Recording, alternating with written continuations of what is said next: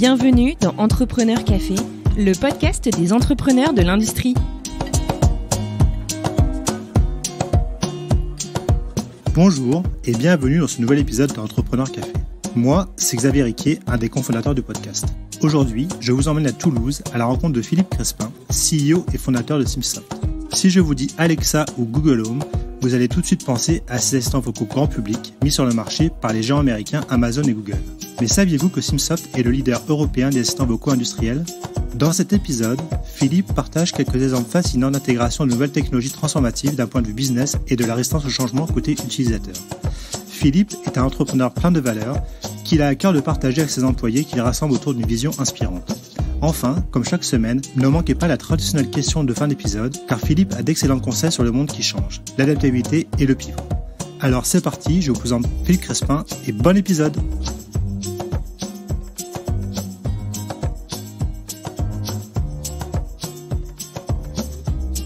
Bonjour et bienvenue dans ce nouvel épisode d'Entrepreneur Café. Aujourd'hui, j'ai le plaisir de recevoir Philippe Crespin, cofondateur et CEO de la société Simsoft. Philippe, on te reçoit malheureusement toujours par visioconférence due au virus Covid, mais je suis quand même ravi de t'avoir avec nous et merci pour ta disponibilité. Merci pour ton invitation, Xavier, pas de problème. Donc Philippe, la première question traditionnelle que je pose à mes invités, est-ce que tu pourrais nous pitcher Simsoft en quelques mots, qu'on comprenne bien ce que vous faites, d'où vous venez, etc. Alors écoute, Xavier, Simsoft est une relativement jeune entreprise. On a démarré l'activité en 2013. 3 fondateurs, André, Lénie et moi. Aujourd'hui, on est une vingtaine de personnes. On est basé à La Bèche, côté de Toulouse. Et on a effectivement démarré l'activité sur un postulat et une motivation qui était d'introduire dans un milieu qui est un petit peu mal connu, difficile à appréhender, qui sont les techniciens de l'industrie, des techniciens de production, des techniciens de maintenance. On a essayé d'introduire une techno qui démarrait un petit peu à l'époque, qu'on appelle l'assistant vocal. Voilà. Donc 2011, c'était les tout débuts de Siri, l'assistant vocal d'Apple. Et nous, en 2013, on a essayé de résoudre des problématiques et de réussir ce challenge d'introduction d'une technologie autour de l'intelligence artificielle dans un milieu qui, a priori, n'était pas très apte à le recevoir. Pour rappel, dans l'industrie, il y a différents processus. Beaucoup de technologies avaient déjà été déployées au niveau des bureaux d'études, en conception, les processus achat, vente, etc. Tout ce qui était production, poste de travail, était un petit peu les parents pauvres de ce déploiement de nouvelles technologies. Donc, dans la société aujourd'hui, on a 3 typologies de personnes. Donc, il y a des gens qui travaillent, qui font du développement informatique pour mettre au point ces solutions d'assistance vocale industrielle. Il y a des gens qui travaillent sur l'intelligence artificielle en tant que telle. Donc, c'est des technos qui vont récupérer tout ce qui est traitement automatique des langues. Donc, il y a des notions de reconnaissance vocale, de synthèse vocale, d'ingénierie des connaissances, des choses un petit peu compliquées, mais qu'il faut traiter dans l'assistant vocal. Donc, ce fameux pôle R&D centré autour de l'IA. Et puis, des gens qui vont travailler sur un petit peu l'ergonomie, l'acceptabilité de ce type de technologie au poste de travail. Donc nous, on est une entreprise où on ne se contente pas de faire du push de technologie vers nos clients, qui sont des grands groupes industriels la plupart du temps, dans le domaine de l'aéronautique, du spatial, de la défense, de l'énergie, du bâtiment. On essaie d'accompagner ces clients autour de la transition numérique, la digitalisation de leurs moyens de production. Et ça met en œuvre des problématiques de conduite du changement, d'acceptabilité, d'utilisabilité de ces technologies, et qu'on fait en complément de ce push de technologie IA qui, de toute façon, s'il est mal accompagné, aura beaucoup de mal à se déployer dans le milieu industriel. Concrètement, comment ça fonctionne, votre outil pour les techniciens de maintenance ? Qu'est-ce que ça leur apporte ? Est-ce qu'ils ont un casque, ils parlent, ils posent des questions, ils ont des réponses sur des tâches qu'ils doivent effectuer ?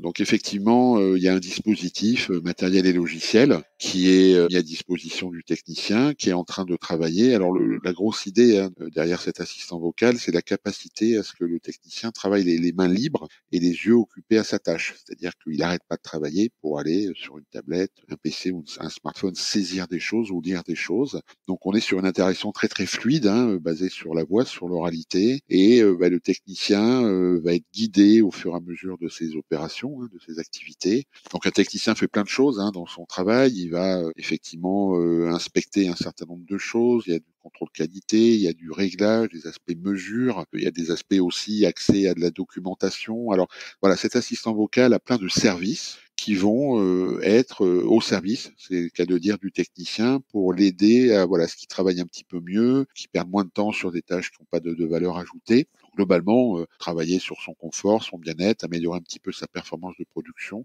et l'assister dans la réalisation de ses tâches. Donc il y a la voix. Le technicien parle dans différentes langues avec ses mots à lui, ses accents, et puis la machine essaye de comprendre un peu ce qui est raconté et lui répondre effectivement à ses questions, ses attentes, sans dire trop de bêtises. Voilà un petit peu le principe d'un assistant vocal. Donc ça veut dire que vous travaillez déjà en amont avec l'industriel pour pouvoir répondre aux questions techniques du technicien. Il y a tout un travail en amont Oui, qui est oui, fait pour anticiper ouais, les... absolument. C'est-à-dire que suivant les métiers, il y a une notion de base de connaissances en fait qui va regrouper un certain nombre de lexiques, d'abréviations, de sigles, de concepts, je dirais, qui sont propres à un métier, effectivement qu'il faut constituer. Et puis cet assistant vocal va surfer sur cette base de connaissances et va essayer, le maître mot de tout ça, c'est de comprendre ce qu'un technicien va lui dire ou veut lui demander, et d'aller au-delà des mots et de travailler vraiment. Alors c'est un gros mot, mais qui chez nous occupe beaucoup, qui est l'analyse sémantique.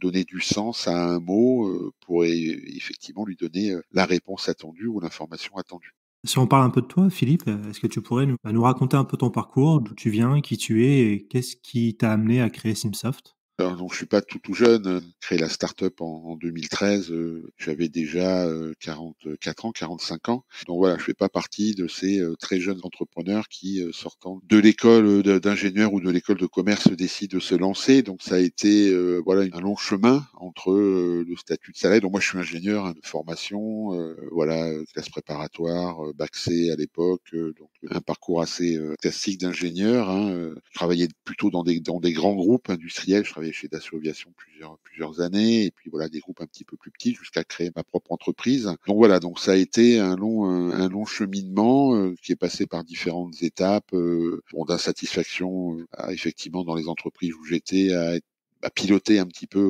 cette activité, cette vision et d'aller vers là où je voulais aller. Moi, j'ai fait beaucoup de développement. J'ai travaillé dans le logiciel, dans les produits, sur des choses dont l'utilité n'était pas très claire. Alors on vendait des choses à différentes populations, grand public, professionnel, mais cette notion d'utilité de ce qu'on faisait et des produits qu'on vendait m'a toujours un petit peu taraudé, toujours. Et du coup, avec cette vision de technicien et d'assistance aux techniciens, de toute façon, le logiciel qu'on déploie, l'assistant vocal, soit il est utile, soit il l'est pas.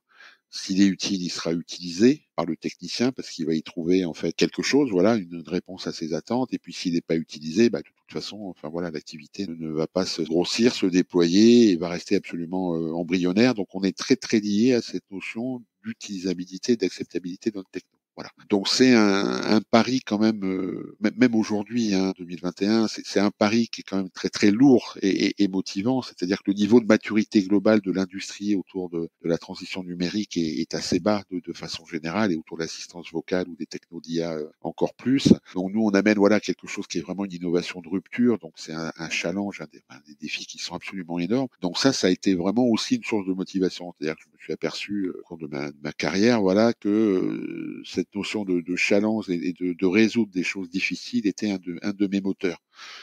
Et effectivement, en ayant travaillé 25 ans dans différentes industries, cette notion de difficulté, à analyser et à proposer des bonnes solutions, etc., je l'avais perdu un petit peu en cours de route. La motivation était tombée. J'avais basculé aussi dans le commerce un certain nombre d'années.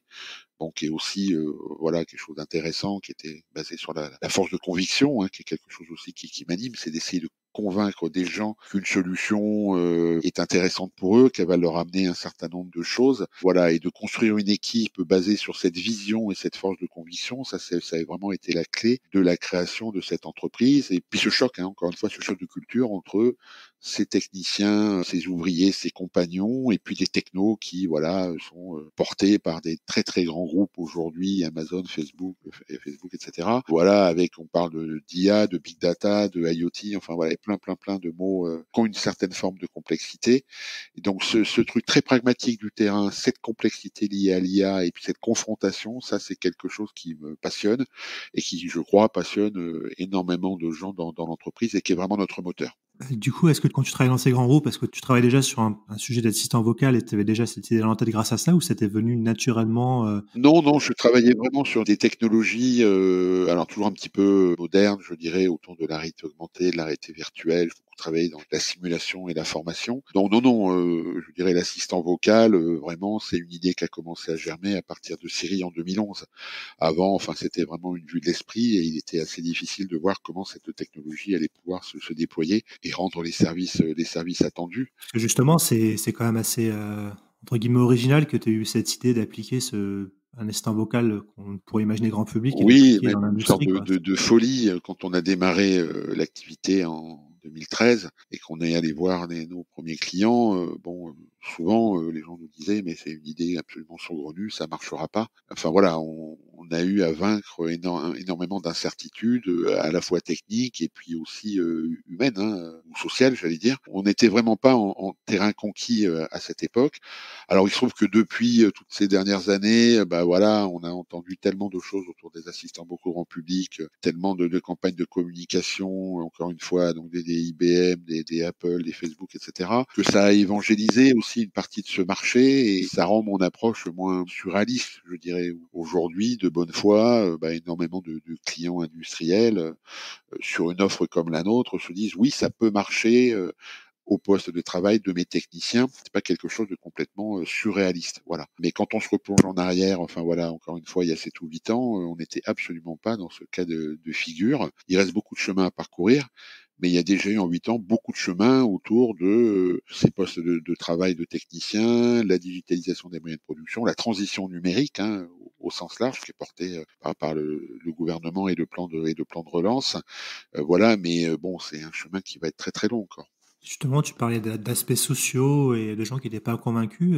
Qu'en est-il de l'acceptabilité des utilisateurs finaux, des techniciens sur le... T'as dû les convaincre aussi, eux, au-delà de la direction, d'utiliser cet outil et qu'ils se sentent pas, je sais pas, épiés ou surveillés avec leur voix, etc. Oui, Je sais pas si t'as eu des questions comme ça. Oui, c'est ou en ça. danger par rapport à une robotisation éventuelle. Oui, oui, on a à vaincre énormément de barrières. Alors, ce qui est aussi à la fois difficile et passionnant, c'est que l'introduction d'une nouvelle technologie dans un milieu industriel va toucher tout un écosystème, différents interlocuteurs qui sont priori assez éloignés les uns des autres, c'est-à-dire qu'entre la direction de l'innovation qui détecte très très tôt une technologie éventuellement porteuse voilà d'amélioration, hein, d'une situation, des ergonomes du travail, des psychologues du travail, des responsables de production, des gens du bureau des méthodes et qualités, des gens de l'IT, on a une population voilà qui est très très diverse et qui va être impactée d'une façon ou d'une autre par le déploiement d'une nouvelle technologie, en l'occurrence l'assistant vocal.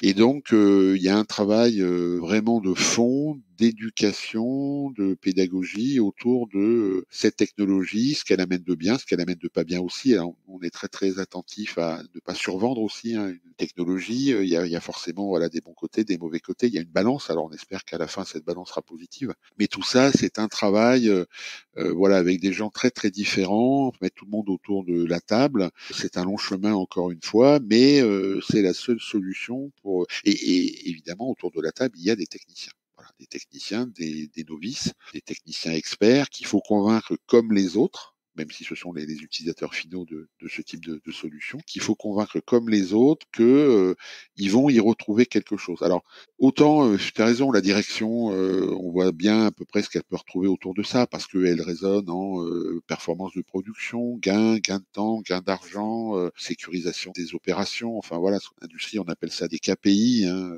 Ce que la direction peut tirer de ce type de technologie est relativement clair. En tous les cas, voilà, on y travaille nous et on arrive à l'exprimer de façon assez simple. Au niveau d'un technicien, voilà, c'est des choses un petit peu plus complexes, quoi. Il y a des notions de confort, de bien-être, de sécurité. Moi, je me souviens très bien des premières expérimentations qu'on a fait avec des techniciens. Voilà, je ne vais pas citer le nom du grand groupe, mais les techniciens, on leur faisait gagner du temps par l'assistance vocale. Je me souviens très bien de techniciens qui nous disaient, oui, mais pendant ce temps que j'ai gagné à utiliser l'assistant vocal, je vais faire plus de tâches, en fait, je vais travailler plus ou qu'est-ce qui va se passer? Voilà, et ça, c'est vraiment quelque chose qui est fondamental entre une vision de l'entreprise qui est vraiment voilà basée sur la performance, le gain, et puis une vision technicien où globalement, enfin voilà, il y a plein de sujets, d'aspects autour de ça, et on ne peut pas aller voir un technicien et résumer l'apport de notre technologie autour d'un gain de temps, par exemple. Ça, c'est pas possible. Il faut que lui, en propre, dans son travail, il trouve ses bonnes raisons pour utiliser un assistant vocal industriel. Et c'est pas forcément celle de la direction. Donc c'est pour ça aussi qu'il y a deux mondes. Hein. J'ai parlé du monde de l'IA et puis du monde de la production. Et puis il y a un monde aussi de la direction au sens large et du technicien sur le terrain. Et ces confrontations-là sont aussi vachement intéressantes en fait. Est-ce qu'on pourrait dire que la relation avec les directions sont plus sur des faits, comme tu disais, des notions de coût, de performance, de KPI, etc. Et la relation avec les utilisateurs finaux, donc avec le technicien, va plus être sur l'aspect humain, relationnel? Oui, humain, affectif. Nous, on travaille beaucoup sur le lien qui peut s'établir entre notre assistant et le technicien. Voilà, est-ce que c'est un lien, est-ce que ça doit être un lien purement de travail? Quelle est l'heure? L'assistant vocal te donne l'heure. Vers où, quelle machine je dois aller? L'assistant vocal répond le numéro de la machine. Ou est-ce qu'on arrive à tisser quelque chose par le langage, hein, puisque nous, encore une fois, cet assistant vocal, il est purement vocal. Voilà, il ne s'appuie pas sur les IHM hein, de logiciels traditionnels. Est-ce que ce lien peut aller un petit peu au-delà? Voilà, est-ce que l'assistant peut être bête, par exemple, et répondre des choses un petit peu alternatives, j'allais dire, ou qui amène un élément de surprise au technicien qui fait que il va nouer une sorte de lien qui sera un peu plus humain, j'allais dire, même si le mot voilà est un petit peu compliqué, enfin voilà à dire, enfin à analyser. Mais voilà, est-ce que ce type de relation peut aller au-delà d'une simple relation purement formelle? J'ai fait ça, j'ai pas fait ça, pourquoi? Donc ça nous occupe beaucoup. Donc ça participe à l'acceptabilité hein, de tout ça. C'est pas forcément bien. Voilà, on pourrait dire ah bah si j'avais un assistant déconneur, super intelligent et amical, ça marcherait mieux. Et je pense que ça met en œuvre des mécanismes de relations, voilà, humain-machine, qui sont beaucoup plus complexes que cela. Donc, bon, voilà, nous, on travaille depuis le début de l'activité de l'entreprise avec des départements de sciences humaines et sociales, voilà, de différents partenaires qui nous aident beaucoup sur ces sujets-là, parce qu'il n'y a pas de réponse. Voilà, faut se méfier des réponses faciles. Il n'y a pas de bonne réponse, ça prend du temps, faut analyser un petit peu ces moteurs, qu'est-ce qu'ils feraient? Moi, voilà, au bout de 7 ans, moi, je me pose toujours la question de qu'est-ce qui ferait qu'un assistant vocal soit utilisé par un technicien du début de sa journée à la fin de sa journée, voilà, de façon fluide, et dès qu'il a besoin d'assistance. Et aujourd'hui, même au bout de 7 ans, j'ai pas la réponse, voilà, parce que c'est une réponse qui est complexe. Et justement, est-ce que l'assistant, d'après si j'ai bien compris, il répond uniquement aux questions, c'est pas un assistant proactif qui va donner entre Alors guillemets non, des ordres, pas tout à fait. En fait, c'est aussi une des difficultés de notre activité, c'est que contrairement aux assistants vocaux grand public qui effectivement sont la plupart du temps dédiés à répondre à des questions d'un utilisateur, nous, il y a une notion de proactivité parce qu'un technicien, il doit réaliser des tâches et on sait ce qu'il doit réaliser. Dans l'industrie, voilà, il y a des notions de gamme, de procédure, d'instruction de travail et donc elles doivent être réalisées d'une façon ou d'une autre, ces instructions de travail. Donc on est toujours notre assistant a un peu deux facettes, une facette plus proactive où il faut lui dire de faire ça, notamment s'il a oublié de faire ça, ça c'est important. Et puis aussi une espèce d'écoute attentive à toute requête que le technicien pourrait avoir pour lui donner la bonne réponse, que ce soit voilà dans des documents, dans des photos, dans des vidéos, des bases de questions-réponses. Donc on a ces deux facettes en fait se complètent et ce qui fait que le challenge en fait est un petit peu plus difficile que encore une fois, le grand public où tu es basé sur une réponse et une question. Il faut être un peu directif dans certains cas. Moi, l'exemple que je prends souvent, c'est le technicien novice ou l'intérimaire qui débarque et qui finalement a une formation relativement succincte sur les tâches qu'il doit réaliser. Les premières fois, il lui faut un guidage pas à pas dans la réalisation de ses premières tâches. Et ce guidage pas à pas, il est proactif, il est un petit peu directif. Alors la question, c'est comment un assistant vocal peut dire à quelqu'un ce qu'il doit faire sans le froisser, le brusquer, que ce soit compréhensible. Voilà, et ça, c'est un volet qui est très peu traité aujourd'hui par les assistants vocaux grand public et qui est absolument fondamental pour notre assistant vocal industriel. Tu parlais justement de Amazon, Apple et cetera. Est-ce que c'est des concurrents directs pour toi? Est-ce qu'ils ont déjà débarqué sur le secteur industriel ou pour l'instant? Alors oui, de toute façon, puis si c'est pas aujourd'hui, c'est demain. Donc c'est effectivement Microsoft, Google, enfin voilà, IBM, à travers IBM Watson, enfin voilà, c'est des grands acteurs qui sont intéressés par ce domaine industriel. Alors qui est un domaine chez eux, voilà, qui est plus modeste que le grand public, hein. À travers ce que j'ai essayé d'exprimer là, il y a un travail un petit peu sur mesure, on écoute les gens, on est moins sur comme tu l'as compris, un aspect bulldozer où j'ai une technologie et Du puis standard? voilà, je vais écraser tous ces techniciens et toutes ces usines d'une technologie qui est absolument géniale et puis qui même me suivent. Aujourd'hui, nous voilà, on est plus sur une approche un petit peu sur mesure, on écoute les gens, on paramètre, on configure ce qui doit être configuré. Et donc ce travail un petit peu terrain qui est un frein, moi je comprends aussi ces grands groupes, hein, leur modèle économique est basé sur la scalabilité, hein, donc la capacité à dupliquer ou déployer une technologie en état de façon la plus large possible. Bon, ben voilà, c'est sûr que si tu fais ce travail un petit peu terrain d'écoute, t'es pas à l'abri que ta technologie, il faille un petit peu la retoucher pour aller adresser un autre métier, une autre partie d'usine. Donc on est moins sur cette notion de déploiement massif. Donc moi, voilà, je peux me permettre, et puis voilà, j'ai basé mon modèle économique là-dessus.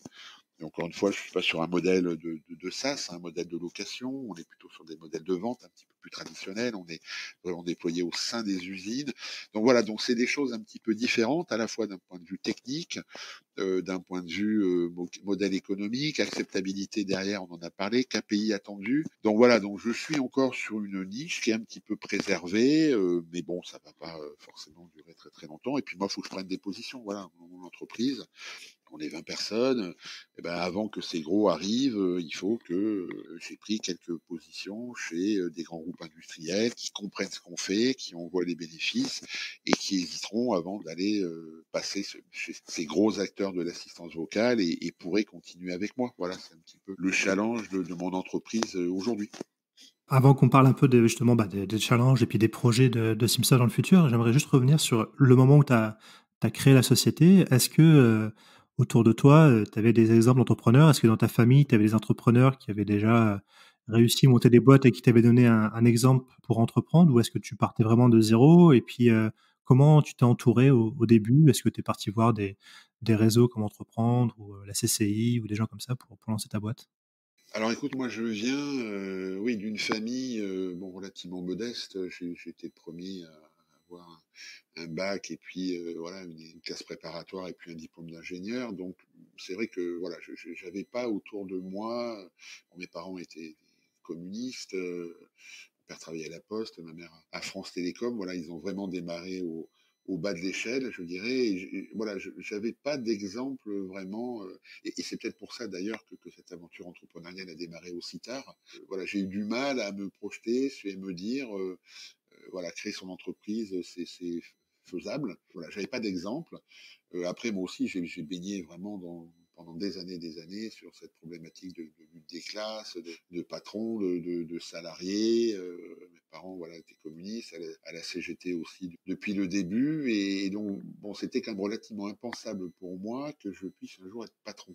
Voilà, alors, patron modeste dans une petite entreprise. Mais j'avais vraiment des freins assez importants liés à ça et j'avais du mal à me projeter de l'autre côté de la barrière, voilà. Donc ça a pris plusieurs années aussi, ça a été un long chemin pour moi de me dire, ben voilà, un patron, il peut être humain, voilà, il y a des choses qu'il faut pas faire aussi, des choses qu'il faut faire.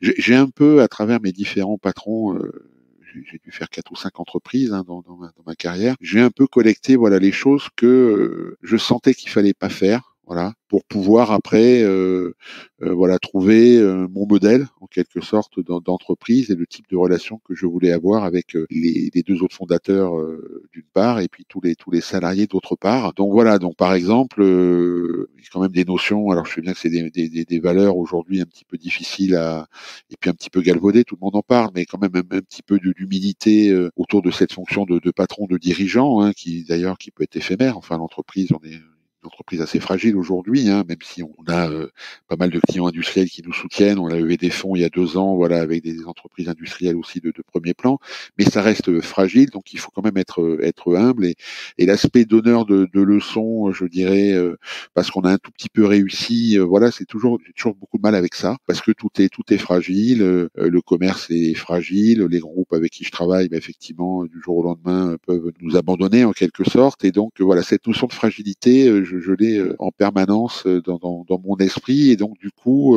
voilà, avoir un petit peu de recul, avoir des relations, voilà, hiérarchiques qui soient aussi basées sur le respect des autres. Moi, dans mon entreprise, on a affiché il y a quelques temps maintenant un certain nombre une liste de valeurs, voilà, qui doivent être partagées par les salariés. Alors il y en a pas énormément, il y en a 4 ou 5, mais voilà, il y a quand même une notion de partage de 4 ou 5 valeurs vraiment importantes auxquelles les gens doivent adhérer pour qu'on arrive à réussir cette aventure qui, encore une fois, est difficile. Voilà, on est sur un domaine très difficile de l'industrie. On a un commerce qui est vraiment pénible. On a des temps d'accès au marché. Alors ça aussi, c'est peut-être une réponse à une de tes futures questions. Mais quand on s'embarque dans ces aventures-là, on sait qu'avant plusieurs années, ce type de solution ne sera pas déployé dans le milieu industriel qu'on adresse. Donc c'est des années et des années de montée en maturité de nos clients, de formation, de pédagogie. Donc c'est vraiment un travail de longue haleine. Donc nous, on est vraiment des laborieux. Vous voyez, dans mon entreprise, je dirais, voilà, c'est un travail quotidien. On pousse petit à petit notre pierre. Et voilà, donc c'est vrai que tous ces mondes de ces grands acteurs de l'IA, pas qu'on se sent pas concerné, mais c'est un autre monde. Voilà, par rapport à notre travail quotidien d'évangélisation, d'expérimentation, d'écoute du technicien, et puis encore une fois ces grandes campagnes publicitaires, communication de ces gros acteurs de l'assistance vocale et de l'IA, on a l'impression que c'est pas le même monde et c'est pas le même métier. Donc le déclic, c'est les valeurs, la vision, la force de conviction, d'amener aussi une équipe quelque part. Hein. On est parti en 2013, on était en pépinière d'entreprise, donc une pépinière qui se trouve à la Belge à côté de Toulouse, qui s'appelle Prologue. On a démarré, voilà, on était 3 dans un bureau, parmi, je sais pas, une quarantaine ou 45 jeunes entrepreneurs ou plutôt jeunes entrepreneurs qui étaient avec nous. Cette entreprise entrepreneuriale, il y a énormément de déchets, donc on a vu beaucoup d'entreprises sortir de cette pépinière au bout de 6 mois, d'un an, 18 mois. Après, il y a des moments charnières dans la vie de développement d'une start-up. Donc tout ça rend humble, hein, évidemment, voilà. Puis on est sorti de cette pépinière d'entreprise. Aujourd'hui, voilà, je côtoie encore quelques patrons, je suis sur quelques réseaux de jeunes entrepreneurs où j'essaye de donner quelques conseils, mais encore une fois, voilà, qui valent sur mon expérience. Enfin, moi, j'ai absolument pas, je dirais, l'envie ou tous les cas de généraliser une expérience entrepreneuriale qui m'est propre, qui répond à mes valeurs, qui est adaptée au marché, encore une fois industriel sur lequel je travaille, et donc c'est ces grandes envolées lyriques sur les patrons, le commerce, le marketing, qu'est-ce que ça doit être pour une start-up, voilà, j'ai toujours eu du mal avec ça. Et justement, est-ce que tu penses que cette vision que tu as d'entrepreneuriat, des valeurs et puis surtout, notamment des rapports que vous pouvez avoir avec les techniciens qui utilisent vos produits, ça vient de ton éducation et du fait que tu as grandi dans une Oh ben famille, quoi? clairement. C'est que effectivement ce monde ouvrier, enfin voilà, moi je suis admiratif déjà du travail qui est fait. Je suis très conscient effectivement de cette lutte des classes qui existe encore aujourd'hui, de toute façon, entre des intérêts d'un patron qui lui sont propres, et puis des salariés qui ont aussi d'autres intérêts qui sont pas forcément les mêmes. Et cette confrontation là, voilà, tout ce que ça amène, voilà, j'en suis vraiment très très conscient. Voilà, le fait qu'aujourd'hui je m'adresse pas à des ingénieurs pour aller vendre ou développer cet assistant vocal, je pense que ça vient de là, voilà, parce que c'est un milieu qui m'intéresse. Il y a des façons de penser aujourd'hui font, même au bout de 8 ans, ce challenge en fait de déploiement d'une technologie super high-tech, j'allais dire, ramener à des choses encore une fois très très pragmatiques, très simples, d'un technicien au poste de travail, ça continue à me passionner même au bout de 8 ans. Donc oui, ça vient certainement de mon éducation, je dirais, et puis aussi la façon dont j'envisage les rapports avec mes salariés aujourd'hui. Tout ça vient d'où je viens, c'est sûr. Et maintenant, si on parle un peu de Simsoft en 2021, où vous en êtes? Quels sont vos projets là dans les 2 prochaines années, en espérant évidemment que la situation Covid s'améliore? Et puis, est-ce que par exemple vous êtes déjà à l'export? Est-ce que vous envisagez de vous étendre? Alors de toute façon, donc nous on a là, depuis mars de l'année dernière, effectivement la vague Covid a emporté beaucoup de choses. Hein. J'imagine bien que nous travaillant dans les usines dont beaucoup ont été fermées, voilà, ça a été un petit peu compliqué pour nous d'avancer. Les grands groupes industriels, toute la partie, on est sur de l'innovation de rupture, donc à un moment donné dans des situations comme ça, et c'est vraiment, enfin pour moi je le comprends tout à fait, tu as des notions de priorité. Voilà. Donc priorité à l'emploi, priorité à la production, donc tout ce qui est nouvelles technologies, nouvelles expérimentations, etc., est passé un peu au second plan. Donc ça c'est tout à fait normal. Donc de toute façon, aujourd'hui, comme énormément de jeunes entreprises et pas que dans l'industrie, la priorité c'est survivre. Voilà, ça c'est sûr.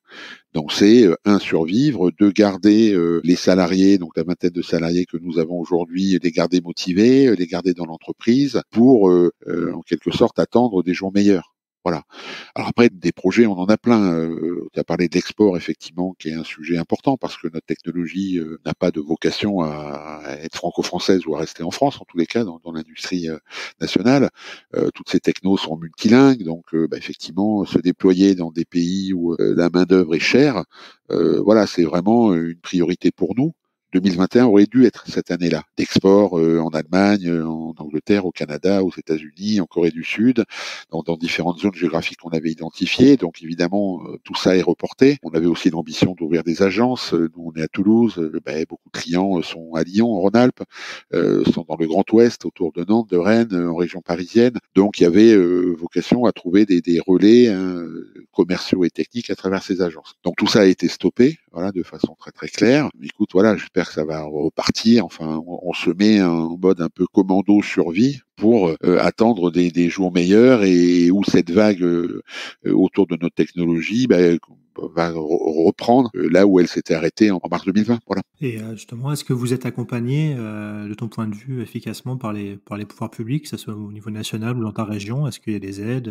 Alors nous, en fait, et là c'est pas que lié à l'épisode Covid. Hein, on a depuis le début de l'activité, donc j'ai parlé de la pépinière d'entreprise Prologue, qui est une structure qui te permet d'accéder à différents services. Pour une jeune entreprise, c'est absolument fondamental. Hein, la comptabilité, encore une fois, le commerce, le marketing, un site web qui tient la route, la structuration d'une offre produit. Donc cet accompagnement-là a eu beaucoup de valeur, notamment les premiers mois de création d'entreprise. Et puis nous, il se trouve que on a vraiment été très aidé et très accompagné de plein de structures régionales depuis le début de l'entreprise. Donc il y a effectivement la région Midi-Pyrénées qui a fait beaucoup d'efforts autour de l'industrie 4.0, en particulier dans le domaine aéronautique. Tu as la Direct, tu as BPI, tu as des banques aussi qui ont des structures innovation. Alors là, je ne vais pas citer les trois banques avec qui je travaille, mais voilà, c'est pas que de donner de l'argent à un moment donné, c'est des conseils, un accompagnement un petit peu plus général. Donc voilà, donc effectivement, ces structures, on a eu beaucoup de prix aussi en région, à la fois. Donc nous, on n'est pas sur le Toulouse Métropole, on est sur le Sicoval. Donc voilà, on a gagné un certain nombre de prix, d'expositions aussi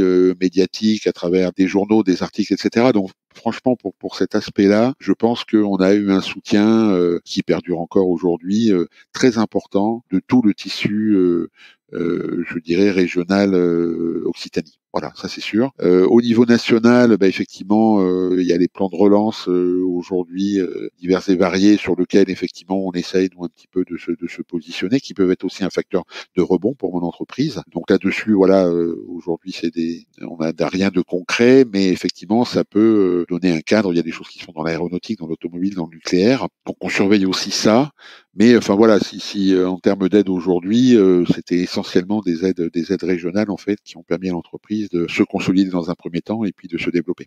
Est-ce qu'il y a une solidarité entre les entrepreneurs, par exemple, de ta région? Est-ce que vous parlez régulièrement entre vous ou est-ce que vous êtes un peu isolés chacun dans votre coin? Comment ça se passe, les relations? Il y a des structures de dialogue. Alors voilà, moi je suis au MEDEF 31 là depuis peu de temps, mais qui est une structure qui permet quand même d'échanger, voilà, sans a priori et sans avoir vraiment quelque chose à vendre à l'autre, hein, parce que ce qui est compliqué aussi, c'est que on est dans une société aujourd'hui où voilà, la plupart des relations sont faites parce que quelqu'un désire vendre quelque chose à l'autre, voilà, ou à le convaincre de son point de vue. Donc c'est des relations.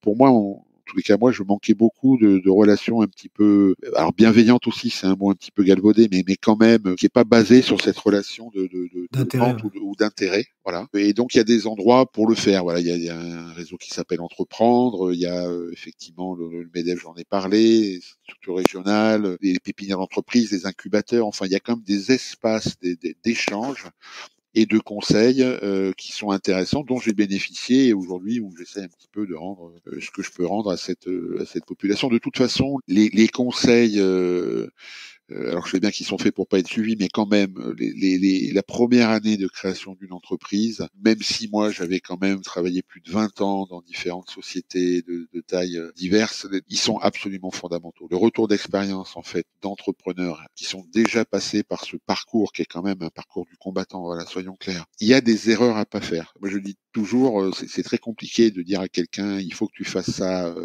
parce que ça va t'amener ceci, cela. Enfin aujourd'hui il y a un côté aussi un petit peu chance. Voilà, c'est être là au bon moment, dire la bonne chose au bon moment, convaincre un client au bon moment. Tout ça, c'est voilà, il y a indépendamment des compétences et des qualités humaines, il y a un aspect un peu chanceux. Donc ça, il faut le comprendre, il faut l'accepter. Par contre, il y a quand même des grandes erreurs à éviter. Et je pense que ça, c'est forcément quelqu'un d'autre qui peut vous dire, voilà, ces grandes erreurs à éviter. Donc, c'est des grandes erreurs, je dirais, techniques, encore une fois, commerciales, marketing, ressources humaines. Et sans ce retour d'expérience-là, enfin, voilà, mon analyse de cette pépinière d'entreprises avec quand même plusieurs dizaines d'entreprises qui sont rentrées et puis sorties, et souvent de façon, voilà, un peu prématurée, c'est des gens qui n'ont pas eu ces conseils-là ou qui les ont pas écoutés.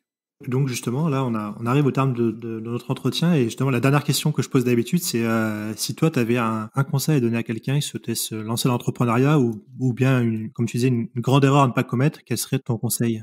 Moi, j'encourage les jeunes, évidemment, et les moins jeunes à rentrer dans cette aventure entrepreneuriale. Bon, c'est d'une richesse absolument inouïe. Hein, je veux dire, oui, quelques mois d'une gestion de sa propre entreprise valent plusieurs années dans une entreprise ou un grand groupe. Voilà, c'est une expérience de vie d'une richesse absolument fabuleuse, une richesse humaine. Hein, rencontrer tout cet écosystème dont j'ai parlé, une richesse technique aussi parce que voilà, bon, il se trouve que nous on est sur un sujet plutôt à la mode, une aventure, il y a encore des incertitudes techniques absolument fondamentales qu'il faut lever. On est sur de la curiosité intellectuelle, on est sur de l'analyse, de la réflexion. Enfin voilà, donc d'un point de vue, je dirais humain, c'est un bond en avant qui est très important. Voilà. Après les erreurs, si je dois synthétiser l'erreur à ne pas faire, pour moi il y a vraiment deux types de jeunes entreprises. Il y a une entreprise où vous avez un patron qui a une idée absolument géniale de service ou de produit et qui va se donner tous les moyens pendant plusieurs mois, plusieurs années pour concrétiser cette idée et la vendre sur le marché, quitte à aller dans le mur d'ailleurs, hein, parce que ben voilà, je vais au bout du bout de cette idée et puis si elle marche pas, j'aurais tout fait en quelque sorte pour essayer qu'elle réussisse. Et puis tu as un autre type d'entrepreneur où on a une idée au départ et puis finalement on est très très vite en contact avec le marché, avec l'écosystème autour de nous. Cette idée peut se développer sous plein de formes différentes. Donc il y a une forme d'agilité intellectuelle à changer d'idée carrément, hein, ce qu'on appelle les pivots. Mais pour moi c'est noble de faire un pivot à un moment donné parce que le marché attend quelque chose de différent. Donc ça peut être un pivot au niveau d'un modèle économique, au niveau d'une offre technique, au niveau d'un marché cible. Et moi, voilà, nous, on se situe plus dans la deuxième partie des pivots. Je t'ai parlé d'assistant vocal industriel, mais la forme qu'a prise l'offre, elle a énormément changé autour de ces dernières années. Voilà, moi, j'incite les créateurs d'entreprises à être ouverts. Voilà, vers l'extérieur, capable de dialoguer avec différentes personnes qui vous donneront des mauvais conseils comme des bons, mais à la limite tout est à prendre. Et encore une fois, c'est quand même le marché. On fait ça pour avoir des clients, on fait ça pour grossir aussi. Et donc le marché, l'utilisateur final, on a parlé du technicien, ils ont quelque chose à dire dans l'offre que vous êtes en train de constituer. Et pour moi, c'est très très difficile d'imaginer, voilà, un fonceur, une idée technique, un produit. Pendant 4 ans ou 5 ans, je vais à fond là-dedans. Quelque part, je suis tout seul dans ma bulle. Certaines personnes me disent que j'ai tort, mais je m'en fous. Enfin voilà, cette démarche jusque boutiste, j'allais dire, j'ai raison contre tous sur une idée absolument géniale. Bon voilà, ça c'est vraiment pas ma conception de l'entrepreneuriat. Et donc c'est vraiment une erreur. Enfin voilà, vous êtes patron d'entreprise, vous créez votre boîte, vous avez aucune idée de ce que vous allez faire ou vendre dans un an. Voilà, si vous êtes ouvert encore une fois à l'extérieur, à ce que font vos concurrents, à ce que demande votre marché. Donc on est c'est des plans stratégiques à 3 ans, 5 ans, 7 ans. Alors des choses qui vous sont demandées encore une fois par les leveurs de fonds. Alors il y a un petit sujet aussi. Est-ce que réussir, ça veut dire forcément lever des fonds? Je suis pas tout à fait persuadé de ça. Donc des gens vous demandent de vous projeter en fait à des échelles de temps qui sont pas votre échelle de temps quotidienne, enfin pragmatique, ou quand vous créez cette entreprise, c'est de quelques mois. Voilà, et je parle pas que financièrement ou que trésorerie. Donc tout ça, voilà, faut accepter que tout change, que votre prévisionnel à 3 ans, à un moment donné a complètement changé. Vous êtes parti dans une autre direction. Ça doit pas être une source de stress, mais vraiment d'épanouissement. Le monde est changeant. Voilà, les technologies sont changeantes, les attentes autour de ces technologies sont changeantes aussi. Et donc il faut vraiment écouter, s'adapter et pivoter quand c'est nécessaire. Merci pour ces très bons conseils, Philippe. Je te remercie également pour ta disponibilité. Et puis je souhaite plein de succès à Simsoft en 2021, puis pour les prochaines années. Eh ben écoute, merci beaucoup. Et puis merci de m'avoir donné ce moment de discuter un petit peu et puis de faire un petit retour aussi sur cette aventure entrepreneuriale, ce qui a marché, pas marché. Donc c'était aussi très enrichissant pour moi. Donc je te remercie. Merci Philippe. Au revoir.